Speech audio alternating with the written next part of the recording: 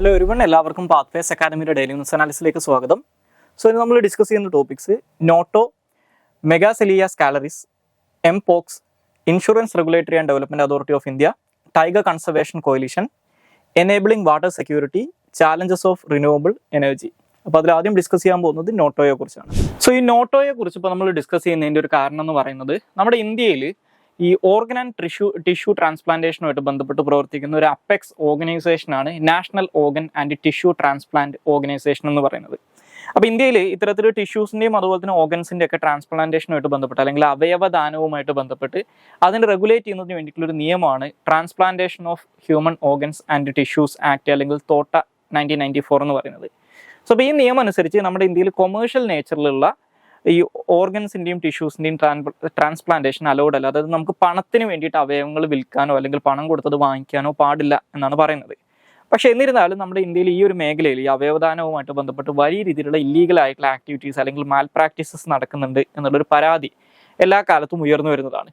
അപ്പോൾ അതിനകത്ത് കുറച്ചും കൂടി ഒരു ട്രാൻസ്പെറൻസിയും കൺട്രോളും ഒക്കെ കൊണ്ടുവരുന്നതിന് വേണ്ടിയിട്ട് നമ്മുടെ ഇന്ത്യൻ ഗവൺമെൻറ് ഇപ്പോൾ റീസെൻ്റ്ലി അനൗൺസ് ചെയ്തിട്ടുള്ള പുതിയൊരു മെഷറാണ് ഇത്തരത്തിലുള്ള ഓർഗൻ ട്രാൻസ്പ്ലാന്റേഷൻ നടക്കുന്ന സമയത്ത് ഈ ഓർഗൻ ട്രാൻസ്പ്ലാന്റേഷൻ്റെ ഡോണർ ആയിട്ടുള്ള ആൾക്കും റെസിപ്പിയൻ്റ് ആയിട്ടുള്ള ആൾക്കും ഈ ട്രാൻസ്പ്ലാന്റേഷൻ്റെ സമയത്ത് ഒരു യുണീക്ക് ആയിട്ടുള്ള നോട്ടോ ID അല്ലെങ്കിൽ national organ and tissue transplant organisation ID issue ചെയ്യണം എന്നുള്ളത്.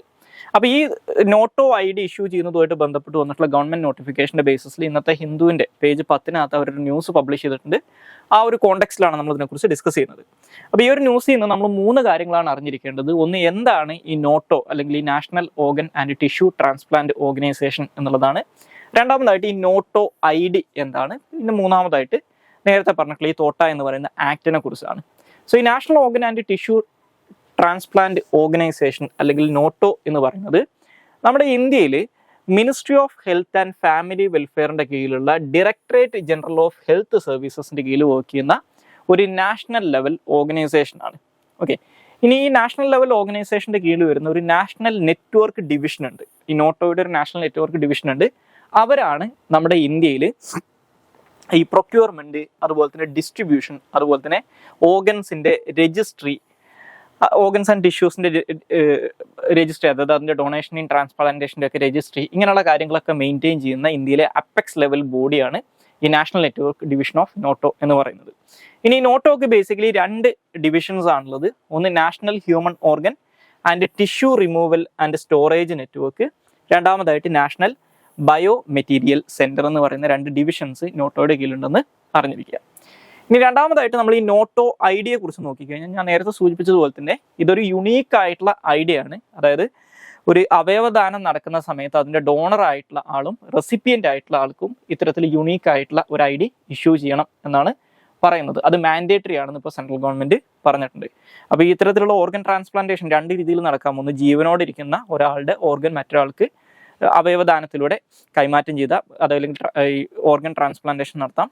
അതല്ലെങ്കിൽ മരിച്ചൊരാളുടെ ഓർഗനും ഇത്തരത്തിൽ ദാനം ചെയ്യാൻ പറ്റും. അപ്പോൾ ഇത്തരത്തിൽ ഡിസീസ്ഡ് ആയിട്ടുള്ള ഡോണറുടെ കേസിലാണെങ്കിൽ ഈ ഓർഗൻ അലോക്കേഷന് മുമ്പായിട്ട് ഈ നോട്ടോ ID ഇഷ്യൂ ചെയ്യണം എന്നുണ്ട്.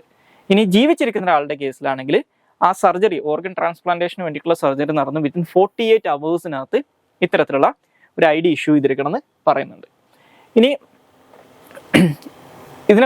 ഇതുമായിട്ട് ബന്ധപ്പെട്ട് അറിഞ്ഞിരിക്കേണ്ട മൂന്നാമത്തെ കേസ് എന്ന് പറയുന്നത് ഈ ഒരു പെർട്ടിക്കുലർ നിയമത്തെക്കുറിച്ചാണ്. നമ്മുടെ ഇന്ത്യയിൽ ഓർഗൻസിൻ്റെയും ടിഷ്യൂസിൻ്റെയും ഡൊണേഷനും അതിൻ്റെ ട്രാൻസ്പ്ലാന്റേഷനുമായിട്ട് ബന്ധപ്പെട്ടുള്ള കാര്യങ്ങളൊക്കെ റെഗുലേറ്റ് ചെയ്യുന്നതിന് വേണ്ടി ഇന്ത്യൻ പാർലമെൻറ്റ് പാസ്സാക്കിയിട്ടുള്ള നിയമമാണ് transplantation of human organs and tissues act 1994 എന്ന് പറയുന്നത്. അപ്പോൾ ഈ നിയമം അനുസരിച്ച് മരിച്ചിട്ടുള്ള ആളുകളുടെയോ അല്ലെങ്കിൽ ജീവിച്ചിരിക്കുന്ന ആളുകളുടെയൊക്കെ ഓർഗൻസും അതുപോലെ തന്നെ ടിഷ്യൂസൊക്കെ ഡൊണേറ്റ് ചെയ്യുന്ന കാര്യത്തിന് റെഗുലേറ്റ് ചെയ്യുന്നത് ഈ നിയമമാണെന്ന് മനസ്സിലാക്കുക.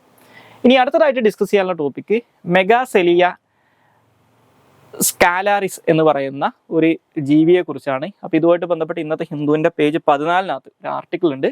ഇത് ജസ്റ്റ് നമ്മൾ ഈ ബീസിനൊക്കെ പോലത്തെ അല്ലെങ്കിൽ ഈച്ചകളൊക്കെ പോലത്തെ വംശത്തിൽപ്പെടുന്ന ഒരു ഫ്ലൈ ആണെന്ന് മനസ്സിലാക്കുക.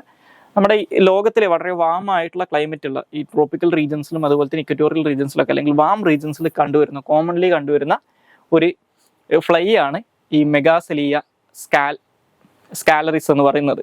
ഓക്കെ, അപ്പോൾ ഇതിനെക്കുറിച്ച് ഇപ്പോൾ ഡിസ്കസ് ചെയ്യാനുള്ള കാരണം പാകിസ്ഥാനിൽ നിന്ന് റഷ്യയിലേക്ക് കയറ്റുമതി ചെയ്തിട്ടുള്ള അരിയിൽ ഈ ജീവിയുടെ പ്രസൻസ് കണ്ടെത്തിയിട്ടുണ്ടായിരുന്നു. അപ്പോൾ ഈ ജീവിനെ സാധാരണഗതിയിൽ അല്ലെങ്കിൽ ഈ ഫ്ലൈനെ സാധാരണഗതിയിൽ വിളിക്കാറുള്ളത് ഹംബാക്ഡ് ഫ്ലൈ അല്ലെങ്കിൽ കോഫിൻ ഫ്ലൈ എന്നാണ്.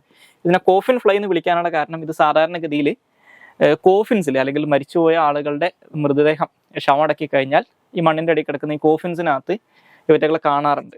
ഓക്കെ, അപ്പോൾ അതുകൊണ്ടാണ് ഇതിനെ കോഫിൻ ഫ്ലൈ എന്ന് വിളിക്കുന്നത്. അപ്പോൾ ഇതിനെ ഹംബാക്ക് ഫ്ലൈ എന്നോ കോഫിൻ ഫ്ലൈ എന്നോ അല്ലെങ്കിൽ സ്കട്ടിൽ ഫ്ലൈ എന്നൊക്കെ വിളിക്കാറുണ്ട്. ഈ കോഫിൻ ഫ്ലൈ എന്നുള്ള പേര് വരാനുള്ള കാരണം ഇത്തരത്തിലുള്ള കോഫിൻസിനകത്ത് ഇവറ്റകളെ കാണുന്നതുകൊണ്ടാണ്. അപ്പോൾ ഇതിനെ ഒരു കോഫിൻസിൽ കാണുന്നതുകൊണ്ട് തന്നെ ഇതിനൊരു സ്കാവഞ്ചർ ആണ് ഈ ഫ്ലൈ എന്ന് സാധാരണഗതിയിൽ പറയാറുണ്ടെങ്കിലും ഇതിലെ അഡൽട്സ് ആയിട്ടുള്ള ആളുകൾ സാധാരണഗതിയിൽ ഷുഗർസ് ഫീഡ് ചെയ്തിട്ടാണ് ജീവിക്കുന്നതെന്നാണ് പറയപ്പെടുന്നത്.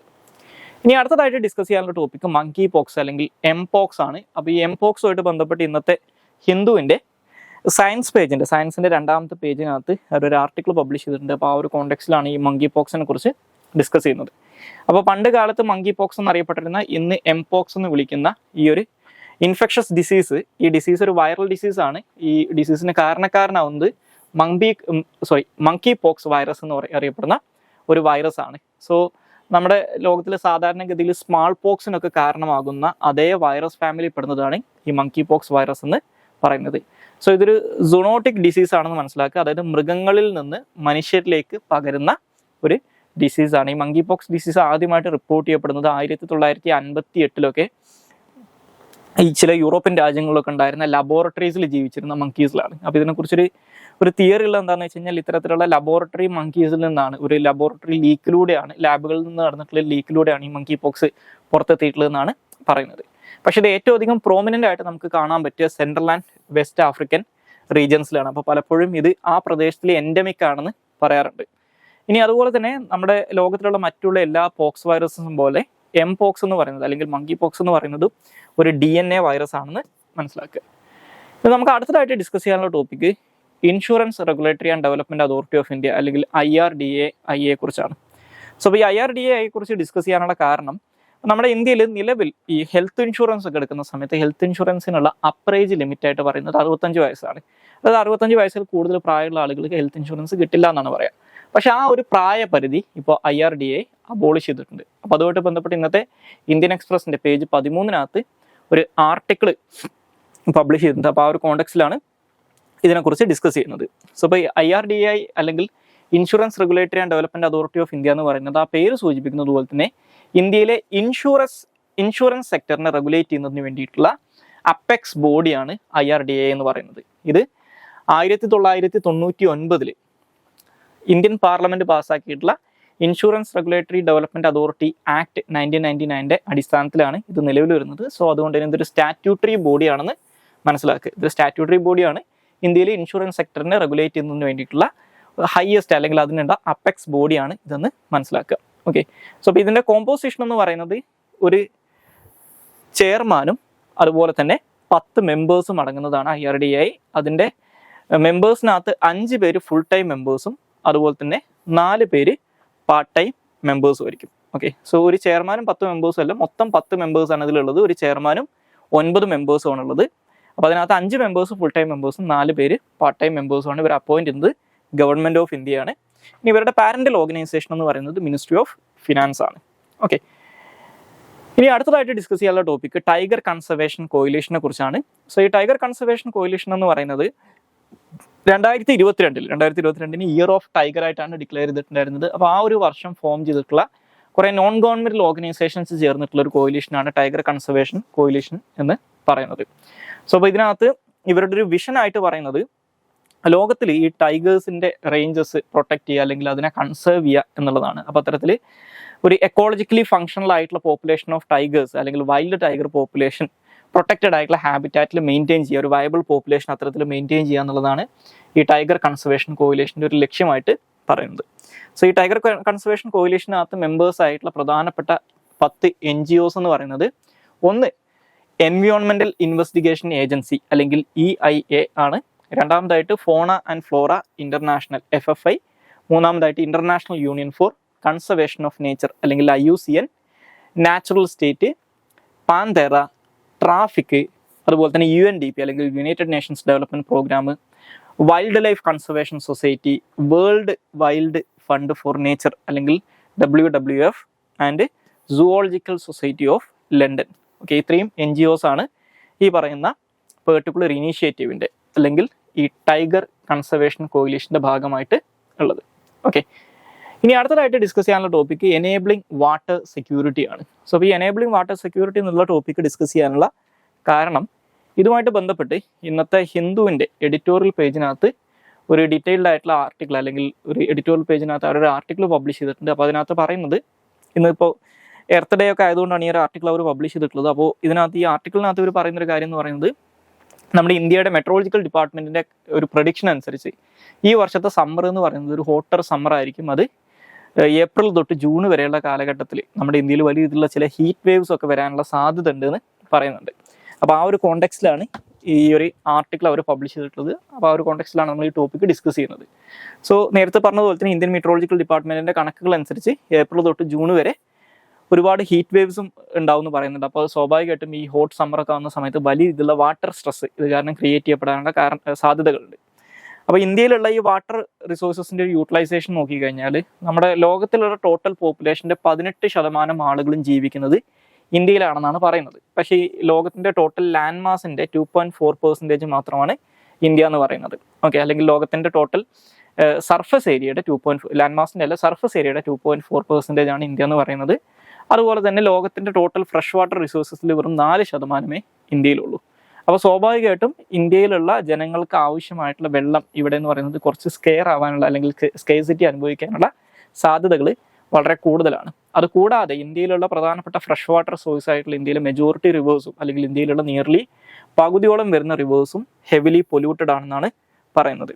അതുകൂടാതെ ഇന്ത്യയിലുള്ള പ്രധാനപ്പെട്ട അണക്കെട്ടുകൾ 150ഓളം വരുന്ന ഇന്ത്യയിലെ പ്രൈമറി റിസർവോയറുകൾ നോക്കിക്കഴിഞ്ഞാൽ അതിനകത്ത് 38%-ത്തിനകത്തും അവരുടെ സ്റ്റോറേജ് കപ്പാസിറ്റി എന്ന് പറയുന്നത് അവരുടെ ടോട്ടൽ സ്റ്റോറേജ് കപ്പാസിറ്റിയുടെ 38% അല്ലെങ്കിൽ അതിൽ താഴെയോ ആണെന്നാണ് പറയുന്നത്. ഓക്കെ, അതുപോലെ തന്നെ ലോകത്തിലെ ഏറ്റവും വലിയ ഗ്രൗണ്ട് വാട്ടർ യൂസറാണ് ഇന്ത്യ എന്ന് പറയുന്നത്. അതുപോലെ ഇന്ത്യയിലെ മൊത്തം ഡിസ്ട്രിക്റ്റുകളിൽ ഒരു 75% അല്ലെങ്കിൽ ഒരു 3 ഭാഗം വരുന്ന ഡിസ്ട്രിക്റ്റുകളും എക്സ്ട്രീം ക്ലൈമറ്റ് ഇവൻസിൻ്റെ ഒരു ഹോട്ട്സ്പോട്ടുകളായിട്ടാണ് കണക്കാക്കുന്നത്. അപ്പോൾ അത്തരത്തിലുള്ള ചില പ്രശ്നങ്ങൾ ഇന്ത്യ ബൈ ഡിഫോൾട്ട് നേരിടുന്നതെന്ന് മനസ്സിലാക്കുക. ഇനി നമ്മുടെ ഇന്ത്യയിൽ ഈ വാട്ടർ സെക്യൂരിറ്റി അല്ലെങ്കിൽ വാട്ടർ സെക്യൂരിറ്റി എൻഷുർ ചെയ്യുന്നതിൻ്റെ സിഗ്നിഫിക്കൻസ് എന്താണ്, അതില്ലാതായി കഴിഞ്ഞാൽ എന്താണ്, അതിൻ്റെ റിസ്ക് എന്താണെന്ന് നോക്കിക്കഴിഞ്ഞാൽ ഒന്ന് നമ്മുടെ വാട്ടർ സെക്യൂരിറ്റി എന്ന് പറയുന്നത് നാഷണൽ സെക്യൂരിറ്റിയുമായിട്ട് കണക്റ്റഡ് ആണെന്ന് നമുക്ക് മനസ്സിലാക്കാൻ സാധിക്കും. കാരണം വെള്ളത്തിൻ്റെ ലഭ്യത കുറഞ്ഞ് ഈ സ്കേസിറ്റി കാരണം പ്രശ്നങ്ങൾ ഉണ്ടാവാൻ തുടങ്ങിക്കഴിഞ്ഞാൽ അത് ഇൻ്റർസ്റ്റേറ്റ് ഡിസ്പ്യൂട്ടുകൾക്ക് കാരണമാവും. ആളുകൾക്കിടയിൽ സോഷ്യൽ അൺട്രസ്റ്റ് ഉണ്ടാകും. ഇപ്പോൾ നമ്മൾ ബാംഗ്ലൂരൊക്കെ കണ്ടതുപോലുള്ള ഇഷ്യൂസ് ഉണ്ടാവും. അതുകൂടാതെ ഇപ്പോൾ തമിഴ്നാട് കർണാടകയും തമ്മിൽ കാവേരി ഡിസ്പ്യൂട്ടൊക്കെ നടക്കുന്നത് പോലെ ഇൻ്റർസ്റ്റേറ്റ് ഇഷ്യൂസ് ഉണ്ടാവും. അത് സ്കേസിറ്റി കൂടിക്കഴിഞ്ഞാൽ ഇത് ഈവൻ റീജിയണൽ കോൺഫ്ലിക്റ്റുകൾക്ക് വരെ കാരണമാകും. അപ്പോൾ ഒരു വയബിൾ ആയിട്ടുള്ള അല്ലെങ്കിൽ ക്രെഡിബിൾ ആയിട്ടുള്ള വാട്ടർ സപ്ലൈ എൻഷുർ ചെയ്യുക, ഫ്രഷ് വാട്ടർ സപ്ലൈ മെയിൻറ്റെയിൻ ചെയ്യുക എന്നുള്ളത് നമ്മുടെ നാഷണൽ സെക്യൂരിറ്റിയെ സംബന്ധിച്ചിടത്തോളം ഇമ്പോർട്ടൻ്റ് ആണെന്ന് മനസ്സിലാക്കുക. മറ്റൊന്ന് ക്ലീൻ എനർജി ട്രാൻസിഷനും ഇത് വളരെ ഇമ്പോർട്ടൻ്റ് ആണ്. ഇപ്പോൾ 2070 കൂടിയിട്ട് ഇന്ത്യ ഈ കാർബൺ എമിഷൻ അല്ലെങ്കിൽ ഈ പറയുന്ന ഗ്രീൻ ഹൗസ് ഗ്യാസ് എമിഷൻ്റെ കാര്യത്തിൽ കാർബൺ ന്യൂട്രൽ ആയിട്ട് മാറുന്നതാണ് ഇന്ത്യ പ്രഖ്യാപിച്ചിട്ടുള്ളത്. അപ്പോൾ ആ പ്രഖ്യാപനം നടപ്പിലാക്കണമെങ്കിൽ നമുക്ക് റിന്യൂവബിൾ എനർജിയിലേക്ക് ട്രാൻസിഷൻ ചെയ്യണം. അപ്പോൾ ഈ റിന്യൂവബിൾ എനർജിക്കകത്ത് ഇന്ത്യ നമ്മുടെ കേസിൽ ഏറ്റവും അധികം പൊട്ടൻഷ്യൽ ഉള്ള ഒരു കേസായിട്ട് പറയുന്നത് ഗ്രീൻ ഹൈഡ്രജൻ ആണ്. അപ്പോൾ ഈ ഗ്രീൻ ഹൈഡ്രജൻ്റെ ഒക്കെ പ്രൊഡക്ഷന് ഏറ്റവും അധികം വേണ്ട കാര്യങ്ങളൊന്നെന്ന് പറയുന്നത് ഫ്രഷ് വാട്ടർ ആണ്. അപ്പോൾ ഈ ക്ലീൻ എനർജി ട്രാൻസിഷനും ഇത് വളരെ ഇമ്പോർട്ടൻ്റ് ആണ്. മറ്റൊരു പ്രധാനപ്പെട്ട ഏരിയ എന്ന് പറയുന്നത് ഫുഡ് സെക്യൂരിറ്റിയാണ്. കാരണം വെള്ളമില്ലാതെ കൃഷി നടക്കില്ല. കൃഷി ഇല്ലെങ്കിൽ നമ്മളിവിടുത്തെ ഫുഡ് സെക്യൂരിറ്റി ത്രട്ടൻ ചെയ്യപ്പെടും. അതുപോലെ തന്നെ എക്കണോമിക് ഗ്രോത്ത് ആണ്. ഇവിടുത്തെ അഗ്രികൾച്ചറൽ സെക്ടർ മാത്രമല്ല വലിയൊരു വിഭാഗം ഇൻഡസ്ട്രീസും വലിയ രീതിയിൽ വെള്ളത്തിനെ ആശ്രയിച്ച് ജീവിക്കുന്നവരാണ് അല്ലെങ്കിൽ വാട്ടർ സോഴ്സസ് ആവശ്യമുള്ളവരാണ്. അപ്പോൾ ഈ എക്കണോമിക് ഗ്രോത്ത് അല്ലെങ്കിൽ ഇൻഡസ്ട്രീസിനെയും ഈ വെള്ളത്തിൻ്റെ ലഭ്യത കുറവ് നെഗറ്റീവായിട്ട് ബാധിക്കും. അതുപോലെ തന്നെ ഫ്രഷ് വാട്ടർ അവൈലബിൾ അല്ലാതിരിക്കുന്ന സമയത്ത് നമ്മൾ പൊല്യൂട്ടഡ് ആയിട്ടുള്ള വാട്ടർക്ക് യൂസ് ചെയ്യാൻ കമ്പൽ ചെയ്യപ്പെട്ട് കഴിഞ്ഞാൽ അത് യൂസ് ചെയ്യുന്ന സമയത്ത് ആളുകൾക്ക് വരുന്ന ഡിസീസസിൻ്റെ എണ്ണം, കമ്മ്യൂണിക്കബിൾ ഡിസീസസിൻ്റെ ഒക്കെ എണ്ണം വലിയ ഇതിൽ കൂടും. അത് വലിയ ഇതിൽ ഹെൽത്ത് ക്രൈസിസ് ക്രിയേറ്റ് ചെയ്യാനുള്ള സാധ്യത ഉണ്ട്. അതുപോലെ തന്നെ നമ്മുടെ എൻവയോൺമെൻറ്റിനെ പ്രൊട്ടക്ട് ചെയ്യണമെങ്കിലും ഇപ്പോൾ ഈ കാടുകളും അതുപോലെ തന്നെ മറ്റുള്ള എൻവയോൺമെൻറ്റൽ സൈറ്റുകൾ അല്ലെങ്കിൽ ബയോഡൈവേഴ്സിറ്റി ഒക്കെ മെയിൻറ്റെയിൻ ചെയ്യണമെങ്കിൽ അപ്പോഴും അതിനും വാട്ടർ സപ്ലൈ ആവശ്യമാണ്. ഓക്കെ, സോ ഇതൊക്കെയാണ് ഇതിൻ്റെ സിഗ്നിഫിക്കൻസ് എന്ന് പറയുന്നത്. ഇനി നമുക്ക് ഈ വാട്ടർ സോഴ്സസ് മെയിൻറ്റെയിൻ ചെയ്യുന്ന അല്ലെങ്കിൽ വാട്ടർ സപ്ലൈ മെയിൻറ്റെയിൻ ചെയ്യുന്നതിനകത്ത് നമ്മൾ ഫേസ് ചെയ്യുന്ന ചാലഞ്ചസ് നോക്കിക്കഴിഞ്ഞാൽ ഒന്ന് ക്ലൈമറ്റ് ചേഞ്ച് കാരണം ഉണ്ടാകുന്ന ഇമ്പാക്റ്റ് ആണ്. ഇപ്പോൾ ഈ ഡ്രോട്ടും ഹീറ്റ് വേവ്സും ഒക്കെ കാരണമായിട്ട് എടുക്കാം. മറ്റൊന്ന് ഇന്ത്യയിൽ വളരെ വൈഡ് സ്പ്രെഡ് ആയിട്ടുള്ള രീതിയിൽ ഗ്രൗണ്ട് വാട്ടർ കണ്ടാമിനേഷൻ നടക്കുന്നുണ്ട്. അത് നാച്ചുറലായിട്ടും അല്ലാതെ മാൻമെയ്ഡ് ആയിട്ട് നടക്കുന്നുണ്ട്. ഇപ്പോൾ നാച്ചുറൽ ആയിട്ടാണെങ്കിൽ ആർസനിക് പൊല്യൂഷൻ പോലുള്ള അല്ലെങ്കിൽ ആർസനിക് കണ്ടാമിനേഷൻ പോലുള്ള കാര്യങ്ങളുണ്ട്. അതുപോലെ തന്നെ മാൻമെയ്ഡ് ആണെങ്കിൽ എക്സസീവ് യൂസ് ഓഫ് ഫെർട്ടിലൈസേഴ്സ് അല്ലെങ്കിൽ കെമിക്കൽ ഡിസ്ചാർജ് ഒക്കെ കാരണമൊക്കെ ഗ്രൗണ്ട് വാട്ടർ കണ്ടാമിനേറ്റ് ചെയ്യപ്പെടുന്നുണ്ട്. അതുപോലെ തന്നെ വലിയ രീതിയിലൊരു over exploitation of water sources, especially ground water സോഴ്സസിന്റെ ഓവർ എക്സ്പ്ലോയിറ്റേഷൻ ഇന്ത്യയിലെ എല്ലാ പ്രദേശങ്ങളിലും നടക്കുന്നുണ്ട്, ഈ ബോർവെല്ലുകളും കാര്യങ്ങളൊക്കെ ഉപയോഗിച്ചുകൊണ്ട്. അതുപോലെ തന്നെ നിലവിലുള്ള മറ്റുള്ള വാട്ടർ സോഴ്സസ്, ഇപ്പോൾ റിവേഴ്സ് ആണെങ്കിലും ലേക്സ് ആണെങ്കിലും ഒക്കെ വലിയ രീതിയിൽ പൊല്യൂട്ട് ചെയ്യപ്പെടുന്നുണ്ട്. അതുപോലെ തന്നെ ഈ വാട്ടർ സപ്ലൈ മെയിൻറ്റെയിൻ ചെയ്യുന്നതിന് വേണ്ടിയിട്ട് അല്ലെങ്കിൽ വാട്ടറിനെ പ്രൊട്ടക്ട് ചെയ്യുന്നതിന് വേണ്ടിയിട്ട് കൃത്യമായിട്ടുള്ള ഒരു കോംപ്രഹെൻസീവ് ആയിട്ടുള്ള പോളിസിയുടെ അഭാവവും നമ്മളവിടെ ഉണ്ടെന്ന് പറയാം. അപ്പോൾ ഇതൊക്കെയാണ് ഇതുമായിട്ട് ബന്ധപ്പെട്ടുള്ള ചാലഞ്ചസ് ആയിട്ട് പറയുന്നത്. ഇനി അടുത്തതായിട്ട് ഡിസ്കസ് ചെയ്യാനുള്ള ടോപ്പിക് ചാലഞ്ചസ് ഓഫ് റിന്യൂവബിൾ എനർജിയാണ്. അതായത് റിന്യൂവബിൾ എനർജിയിലേക്ക് ട്രാൻസിഷൻ ചെയ്യേണ്ടത് നമ്മുടെ രാജ്യത്തിൻ്റെ ഒരു ആവശ്യമാണ്, അല്ലെങ്കിൽ ലോകത്തിന് തന്നെ ആവശ്യമാണെന്ന് പറഞ്ഞു കഴിഞ്ഞാലും ഈ റിന്യൂവബിൾ എനർജിയായിട്ട് ബന്ധപ്പെട്ട് നമ്മൾ നേരിടുന്ന ചില പ്രശ്നങ്ങളുണ്ട്. അപ്പോൾ അത് എന്തൊക്കെയാണെന്നുള്ളത് പറഞ്ഞുകൊണ്ട് ഇന്നത്തെ ഹിന്ദുവിൻ്റെ പേജ് 7-നകത്ത് അവരൊരു ആർട്ടിക്കിൾ പബ്ലിഷ് ചെയ്തിട്ടുണ്ട്. അപ്പോൾ ആ ഒരു കോണ്ടെക്സ്റ്റിലാണ് ഇതിനെക്കുറിച്ച് ഡിസ്കസ് ചെയ്യുന്നത്. അപ്പോൾ ഈ റിന്യൂവബിൾ എനർജിയായിട്ട് ബന്ധപ്പെട്ട് നമ്മൾ ഫേസ് ചെയ്യുന്ന പ്രധാനപ്പെട്ട ചാലഞ്ചസ് എന്ന് പറയുന്നത് ഒന്ന് ലാൻഡ് അക്വിസിഷൻ ആണ്. ഇപ്പോൾ ഈ സോളാർ പ്ലാന്റുകൾ സ്ഥാപിക്കണമെങ്കിൽ അല്ലെങ്കിൽ വിൻഡ് എനർജിയൊക്കെ, ഇപ്പോൾ നമ്മൾ പ്രധാനമായിട്ടും ഈ റിന്യൂവബിൾ എനർജിയുടെ കേസിൽ ഇന്ത്യ ഫോക്കസ് ചെയ്യുന്ന ഒരു ഏരിയ എന്ന് പറയുന്നത് വളരെ മാസീവ് ആയിട്ടുള്ള സോളാർ പ്ലാന്റുകളാണ്. അപ്പോൾ ഇത്രയധികം സോളാർ പാനൽസ് വെക്കണമെങ്കിൽ വലിയൊരു ലാൻഡ് ഏരിയ നമുക്ക് ആവശ്യമാണ്. അപ്പോൾ ഈ ലാൻഡ് ഏരിയാസ് അക്വയർ ചെയ്യുന്നതുമായിട്ട് ബന്ധപ്പെട്ട് ഇപ്പോൾ കർണാടക പോലുള്ള സ്റ്റേറ്റുകളിലൊക്കെ ഇത് ചെറിയ രീതിയിൽ പ്രശ്നങ്ങൾ ക്രിയേറ്റ് ചെയ്യാൻ തുടങ്ങിയിട്ടുണ്ട്. അപ്പോൾ വലിയ രീതിയിൽ മാസീവ് ആയിട്ടുള്ളൊരു ലാൻഡ് ഏരിയ ആവശ്യമുള്ളത് കൊണ്ട് തന്നെ ലാൻഡ് അക്വയർ ചെയ്യുന്ന സമയത്ത് അവിടുത്തെ നേറ്റീവ് പോപ്പുലേഷനുമായിട്ട് പ്രശ്നങ്ങൾ ഉണ്ടാകാനുള്ള സാധ്യത ഉണ്ട്. മറ്റൊന്ന് എൻവയോൺമെന്റൽ ഇമ്പാക്റ്റ് ആണ്. കാരണം ഈ ലാൻഡ് അക്വിസിഷനുമായിട്ട് ബന്ധപ്പെട്ട് ഈ ലാൻഡ് നമ്മൾ ഈ ഒരു പേർപ്പസിന് വേണ്ടിയിട്ട് ട്രാൻസ്ഫോം ചെയ്യുന്ന സമയത്ത് ഇത് കാരണം ഉണ്ടാക്കുന്ന എൻവയോൺമെന്റൽ ഇമ്പാക്റ്റ് വളരെ വലുതാണ്. ഇനി അത് കൂടാതെ ഇപ്പോൾ ഈ വിൻഡ് മില്ലുകളുടെയൊക്കെ കേസിൽ അധികം റാപ്റ്റേഴ്സിനൊക്കെ, ഇപ്പോൾ ഈ പരുന്തുകൾ പോലുള്ള റാപ്റ്റേഴ്സിനൊക്കെ വലിയ രീതിയിൽ ഹസാർഡായിട്ട് മാറുന്നു, അല്ലെങ്കിൽ അവറ്റകൾ കൊല്ലപ്പെടാൻ കാരണമാവുന്നു എന്നുള്ളൊരു ആരോപണം നിലവിലുണ്ട്. ഇനി അതുപോലെ തന്നെ ഈ റിന്യൂവബിൾ എനർജി സെക്ടറിലുള്ള എനർജി പ്രൊജക്റ്റുകൾക്ക് നമ്മൾ ഒരു കൺസർവേറ്റീവ് ആയിട്ടുള്ള അല്ലെങ്കിൽ മറ്റുള്ള രീതിയിലുള്ള കൺവെൻഷണൽ ആയിട്ടുള്ള എനർജി പ്രൊജക്റ്റുകളുമായിട്ട് കമ്പയർ ചെയ്യുന്ന സമയത്ത് ഇതിനു വേണ്ട ഇൻവെസ്റ്റ്മെന്റ് എന്ന് പറയുന്നത് വളരെ കൂടുതലാണ്. അപ്പോൾ ഇത്രയും വലിയ ഇൻവെസ്റ്റ്മെന്റ് കാരണം ചെയ്യുക അല്ലെങ്കിൽ ഇത്രയധികം പണം കണ്ടെത്തുക എന്നുള്ളത് ഒരു ചാലഞ്ചാണ്. അതുപോലെ തന്നെ ഇതുമായിട്ട് ബന്ധപ്പെട്ട് ഒരു കൃത്യമായിട്ടുള്ള ഒരു കോംപ്രഹെൻസീവ് ആയിട്ടുള്ള പോളിസിയുടെയും റെഗുലേഷൻ്റെയും അഭാവം ഉണ്ടെന്ന് പറയാം. അതുപോലെ തന്നെ ഇതിനകത്തുള്ള ടെക്നോളജിക്കൽ അഡ്വാൻസ്മെന്റുകൾ നമ്മൾ വിചാരിച്ച പോലെ അത്ര ഫാസ്റ്റർ പേസിൽ നടക്കുന്നില്ല. അപ്പോൾ ടെക്നിക്കലായിട്ടുള്ള ലിമിറ്റേഷൻസും ഇതുമായിട്ട് ബന്ധപ്പെട്ട് ഫേസ് ചെയ്യുന്നുണ്ട്. ഇനി ഈ ഒരു വിഷയവുമായിട്ട് ബന്ധപ്പെട്ട് ഇന്ത്യയിലുള്ള പ്രധാനപ്പെട്ട രണ്ട് കേസ് സ്റ്റഡീസ് നോക്കിക്കഴിഞ്ഞാൽ, ഒന്ന് രാജസ്ഥാനിലുള്ള ഒരു ബാദ്ല സോളാർ പാർക്കാണ്. സോ ഈ ബാദ്ല സോളാർ പാർക്കിലാണ് ഞാൻ നേരത്തെ പറഞ്ഞപ്പോൾ ഈ ലാൻഡ് അക്വിസിഷനുമായിട്ട് ബന്ധപ്പെട്ട ഒരു പ്രശ്നം നമുക്ക് കാണാൻ സാധിക്കുക. അതായത് ഈ ബാദ്ല സോളാർ പാർക്കിന്റെ അടുത്തുള്ള വില്ലേജേഴ്സ് അവർ യൂഷ്വലി പണ്ട് കാലം തൊട്ട് യൂസ് ചെയ്തിരുന്ന കുറേ സേക്രഡ് കോമൺ ലാൻഡ്സ് ഉണ്ട്. അത് നഷ്ടപ്പെട്ടതിൻ്റെ പേരിൽ അവിടെ സമരങ്ങൾ നടത്തുന്നുണ്ട്. അതുകൂടാതെ അവിടുത്തെ അവർ അനിമൽ ഹസ്ബൻഡറിനെ ഡിപ്പെൻഡ് ചെയ്ത് ജീവിക്കുന്ന ആളുകൾ അവർ യൂസ് ചെയ്തുകൊണ്ടിരുന്ന ട്രഡീഷണലി യൂസ് ചെയ്തുകൊണ്ടിരുന്ന ഗ്രേസിംഗ് ലാൻഡുകളിലേക്കുള്ള അവരുടെ ആക്സസ് നഷ്ടപ്പെട്ടതും ഈ ഒരു പ്രശ്നമായിട്ട് പറയുന്നുണ്ട്. അപ്പോൾ അതുകൊണ്ട് തന്നെ ഇതിനെതിരായിട്ടൊരു പ്രൊട്ടസ്റ്റ് മൂവ്മെന്റ് ഇടക്കാലത്ത് അവിടെ എമേർജ് ചെയ്ത് വന്നിരുന്നതായിട്ട് നമുക്ക് കാണാൻ സാധിക്കും. ഓക്കെ, ഇനി അതുപോലെ തന്നെ മറ്റൊരു കേസ് സ്റ്റഡിയാണ് പാവഗാഡ സോളാർ പാർക്ക് എന്ന് പറയുന്നത് കർണാടകയിലുള്ള. സോ ഈ സോളാർ പാർക്കിന്റെ കേസിൽ അവിടെയുള്ള ആളുകൾ അല്ലെങ്കിൽ അവിടെയുള്ള കർഷകർ ഈ സോളാർ പാർക്കിന് വേണ്ടിയിട്ട് ലാൻഡ് ലീസ് ഔട്ട് ചെയ്തിട്ട് ആണ് ഈ സോളാർ പാർക്ക് നിർമ്മിച്ചിട്ടുള്ളത്. അപ്പോൾ ഈ ലാൻഡ് ഈ സോളാർ പാർക്കിന് വേണ്ടിയിട്ട് ലീസ് ഔട്ട് ചെയ്യുന്ന സമയത്ത് ഇവർക്ക് ഒരു റവന്യൂ ഇതിൽ നിന്ന് കിട്ടും, അല്ലെങ്കിൽ ലീസ് എമൗണ്ട് ആയിട്ട് കിട്ടും. അപ്പോൾ സാധാരണഗതിയിൽ ഈ ഒരു ഏരിയ എന്ന് പറയുന്നത് ഒരു ഡ്രോട്ട് പ്രോൺ ആയിട്ടുള്ള ഏരിയ ആണ്. അപ്പോൾ അവർക്ക് ഇത്തരത്തിൽ വരുമാനം കിട്ടുമ്പോൾ സാധാരണഗതിയിൽ അവരുടെ ലിവിങ് കണ്ടീഷൻസ് ഇംപ്രൂവ് ചെയ്യാൻ സഹായിക്കേണ്ടതാണ്. പക്ഷേ ഇത് കാരണം അവിടെ വലിയ രീതിയിൽ ഒരു സോഷ്യോ എക്കണോമിക് ഡിസ്പാരിറ്റി ക്രിയേറ്റ് ചെയ്യപ്പെട്ടിട്ടുണ്ടെന്നാണ് പറയുന്നത്. ഓക്കെ, ഇപ്പോൾ ഒന്ന് വാട്ടർ സെക്യൂരിറ്റി അവിടെ ഒരു പ്രശ്നമാണ്. അതുകൂടാതെ ഈ ലാർജ് ആൻഡ് സ്മോൾ ലാൻഡ് ഓണേഴ്സിനിടയിൽ വലിയ രീതിയിലൊരു സോഷ്യോ എക്കണോമിക് ഡിസ്പാരിറ്റി അല്ലെങ്കിൽ എക്കണോമിക് ഡിസ്പാരിറ്റി വന്നിട്ടുണ്ടെന്നുള്ള ഒരു പ്രശ്നവും അവിടെ നിന്ന് പറയപ്പെടുന്നുണ്ട്. സോ ഇത്രയും കാര്യങ്ങളാണ് ഇന്നത്തെ ഡെയിലി ന്യൂസ് അനാലിസിനകത്ത് ഡിസ്കസ് ചെയ്യാനുള്ളത്. Thank you all.